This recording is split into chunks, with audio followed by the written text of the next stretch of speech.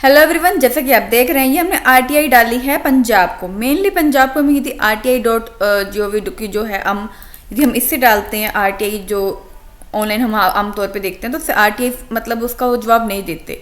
यदि हम आरटीआई पंजाब से मतलब जो आरटीआई पंजाब की है उससे डायरेक्ट उसको आरटीआई फाइल करते हैं तो वो जरूर जवाब देते हैं। जैसे कि मैंने अपनी आरटीआई फाइल की थी फेज़ 1 मोहाली एंड ये legal service authority and all, ठीक है। तो मेरी ये एप्लीकेशन थी, इसका मुझे जरूर जवाब भी आया है। तो इस तरीके से यदि आपका भी जैसे आपको जवाब चाहिए कि आप भी आरटीआई कोई फाइल करते हो और आपको जवाब नहीं आ रहा तो आप क्या करें।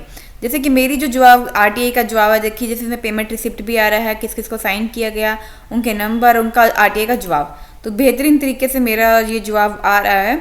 तो यदि आपको भी आरटीआई हमारे थ्रू फाइल करवानी है तो आप हमारे थ्रू आरटीआई फाइल करवा सकते हो। इसके अलावा जैसे आपको आरटीआई में यदि कुछ और पूछना आरटीआई से रिलेटेड तो वो भी आप आरटीआई से रिलेटेड हमसे पूछ सकते हैं। लेकिन जैसे कि आरटीआई आप फाइल करवाएंगे हमारे थ्रू तो उसकी एक चार्जेबल सर्विस लगेगी, लेकिन आपकी हाँ ये है कि आरटीआई की एक अच्छी तरीके से फाइल कर दी जाएगी। और जैसे कि इसमें आप अपनी ट्रैक सर्विस भी कर सकते हो, कितनी आपने आरटीआई फाइल करी, कितनी ग्रीवेंस फेस कब फाइल करी, तो ये सब कुछ आपको सुविधा मिल जाती है, ठीक है। तो जैसे हमने ये आरटीआई फाइल करी थी और हमें इसका एप्लीकेशन आईडी भी नंबर मिल गया, रिक्वेस्ट आईडी भी अभी हमारे पास उम्र रहेगी, मतलब जितनी उम्र मेरी है उतनी उम्र तक मैं इसको सेव रख पाऊंगी डाटा को। मेनली जब हम ऑफलाइन फाइल करते हैं तो हमारे पास हमें फर्स्ट अपील फाइल करने में मुसीबत आती है, सेकंड अपील फाइल करने में मुसीबत आती है, और बाय पोस्ट भेजने में भी उसका 45 या 50 रुपीज़ भेजने का लगता है, जबकि मेरा इसमें 10 रुपये खर्चा आया था और जो मैंने सिर्फ लगाई थी जो मेरी मेहनत थी उसका खर्चा, ठीक है। मतलब जो मेरी खुद की मेहनत है, जो मैंने आरटीआई ड्राफ्ट करा उसका खर्च मतलब उसकी मेहनत और 10 रुपये, मतलब मेरे जो 50 रुपये भेजने के थे बच गए। और ऊपर से ये मेरे पास जो ये मेरी लॉगिन आईडी में ये ताउम्र मेरे पास सेव रहेगी, इसका जो रिप्लाई है, क्या मैंने आरटीआई भेजी, कब मुझे इसका रिप्लाई आया, ठीक है। और जब ये अथॉरिटी है और इसमें क्या होता है कि ये भी नहीं होता कि अनसर्व हो गया, मतलब आरटीआई अनसर्व होगी, उनको पहुंची नहीं। इसमें जो भी बीच में जितनी भी पार्टी आती हैं, कोई भी पार्टी हो, वो सभी उनको भिजवाने की कोशिश करती है ताकि आपका जो जवाब है आपको टाइम पे मिल सके।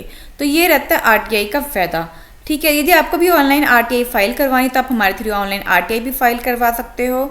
और ऑनलाइन आरटीआई फाइल करवा के जो भी आपकी हमारी पेमेंट होगी आप पेमेंट करके ऑनलाइन आरटीआई फाइल करवा सकते हो। जो भी इसका ट्रैक स्टेटस रहेगा वो भी आपको मिल जाएगा, क्या आपने आरटीआई फाइल की थी वो भी आपके पास रहेगा, सब कुछ आपके पास डाटा लाइफ टाइम तक रहेगा, ठीक है। तो जैसे कि आप लीगल सर्विस अथॉरिटी, अब आरटीआई हम किस किस को फाइल कर सकते हैं, तो RTI which department we can file, ठीक है। तो आरटीआई आप किसी भी डिपार्टमेंट कर सकते हो, मान लो आपका पेंशन डिपार्टमेंट, आपका स्कूल है, कॉलेज है, तो किसी को भी आप आरटीआई फाइल कर सकते हो।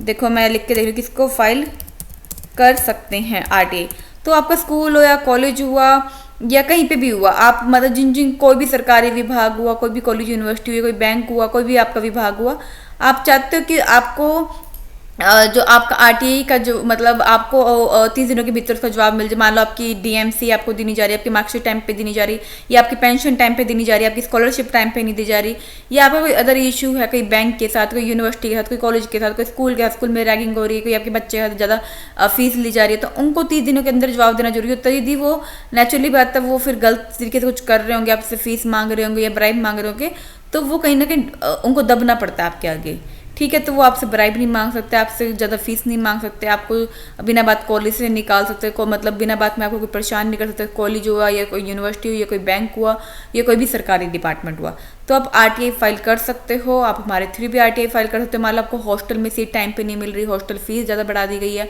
या हॉस्टल पे आपने फीस पे कर दी थी, आपको कहा जा रहा है कि आपने तो पे ही नहीं किया, या आपने कोई कंप्लेन दी थी कहीं हॉस्टल में या कहीं पुलिस में, उसका क्या स्टेटस रहा, तो उसके लिए भी आप आरटीआई फाइल कर सकते हो।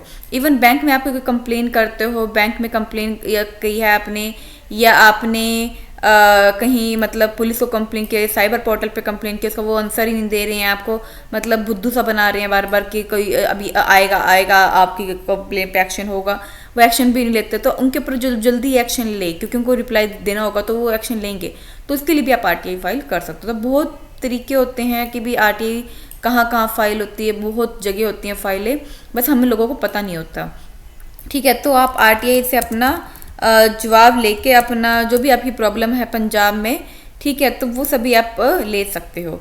अब जैसे हमने यहाँ आरटीआई की बात करी कि आरटीआई के बेनिफिट क्या हैं, सॉरी ये तो विकिपीडिया खोल गया हमसे, जैसे कि इसके आरटीआई के फ़ायदा क्या हैं, तो वो भी इसमें आप ये देखोगे तो आरटीआई की बहुत सारे बेनिफिट होते हैं। आप उसकी जो कॉपी होगी, जो आपको रिप्लाई होगा, उसको वो कोर्ट में भी आप दिखा सकते हो। वो आपका एक वैलिड सबूत की तरह माना जाता है आरटीआई का जो आंसर होता है। ठीक है, जो आरटीआई से रिप्लाई है, तो मान लो कल केस फाइल करना अपनी यूनिवर्सिटी पे, बैंक पे, या किसी पुलिस डिपार्टमेंट पे, ठीक है, या किसी पे भी, तो आप उसका जो जवाब आएगा, और यदि आपको कोई भी और अदर प्रॉब्लम है, तब भी आप उसका जवाब मांग सकते हो। तो इस तरीके से आपको जो जवाब आपको नहीं मिल रहा काफ़ी समय से, आप आरटीआई के थ्रू मांग सकते हो जवाब, जिसमें सारा कुछ इंग्लिश में लिखा है। ठीक है, जो भी है वट एवर। तो मैं आपको सिर्फ इतना बताना चाहूँगी कि आरटीआई के बेनिफिट ही बेनिफिट है। यदि आप आरटीआई की सेवा लेना चाहते हो, यदि आरटीआई आपको दिल्ली में फाइल करवानी, पंजाब में फाइल करवानी, चंडीगढ़ फाइल करवानी है, हरियाणा फाइल करवानी है, जहाँ पे भी आप करवानी है, आप हमारे थ्रू करवा सकते हैं। हम हर जगह की आरटीआई फाइल करते हैं। ठीक है, तो ये आपके लिए बहुत ही एक अपॉर्चुनिटी है कि आपको घर बैठे ही आपकी आरटीआई फाइल हो जाएगी और आपको आपका आंसर मिल जाएगा। या आपको कोई आपका आपने कहीं एग्जाम दिए थे, एग्जाम मान लो कोई इंटरव्यू के लिए, उसका क्या रिजल्ट रहा, कि कौन कौन सिलेक्ट हुए, आप इवन आरटीआई के थ्रू वो भी पूछ सकते हो।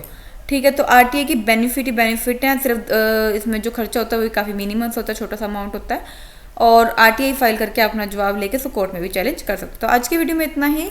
और चैनल को लाइक सब्सक्राइब शेयर जरूर करिएगा, क्योंकि मैं आपके लिए वीडियो बनाती हूँ, आपकी हेल्प के लिए बनाती हूँ। जितनी हेल्प करती हूँ तो मेरे तो हमारे लिए एक लाइक तो बनता ही है, एक सब्सक्राइब तो बनता ही है, क्योंकि इतनी हम आपकी हेल्प करते हैं।